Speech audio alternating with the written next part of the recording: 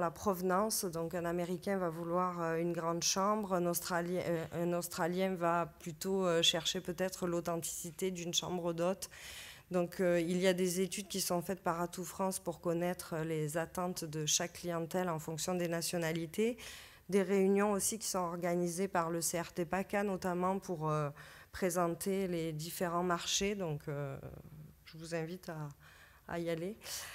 Donc distribuer, c'est se faire connaître avant tout, donc un site internet, une page Facebook, jouer sur la notoriété et se faire référencer auprès de tour opérateurs étrangers notamment. Donc il est important de distinguer les cibles Europe de la cible hors Europe. La cible hors Europe, donc internationale, on va pouvoir intégrer des séjours dans des offres plus larges, des offres multi-pays. Donc, par exemple, des clientèles australiennes vont venir 5 semaines parfois en Europe et vont visiter plusieurs pays dont la France fait partie, dont la Provence peut faire partie si on a de la chance.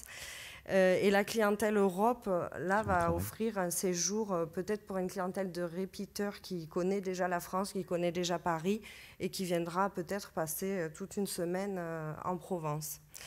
Donc pour la distribution en Europe, ce n'est pas notre spécialité. Nous sommes plutôt sur le hors Europe.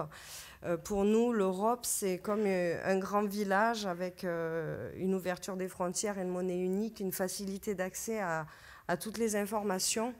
Donc en termes de réseau B2C, les clients ont une facilité d'achat et achètent des prestations à l'unité. Donc l'hébergement tout seul, la restauration tout seul. Et donc ils vont, dans ce cas-là, éventuellement faire appel à nos services pour l'achat d'excursions. Pour le réseau B2B, il nous arrive parfois de toucher quelques groupes ponctuellement de tour opérateurs et d'agents de voyage européens, notamment suisses, allemands ou britanniques, un peu d'Europe de l'Est, mais c'est très peu de notre clientèle.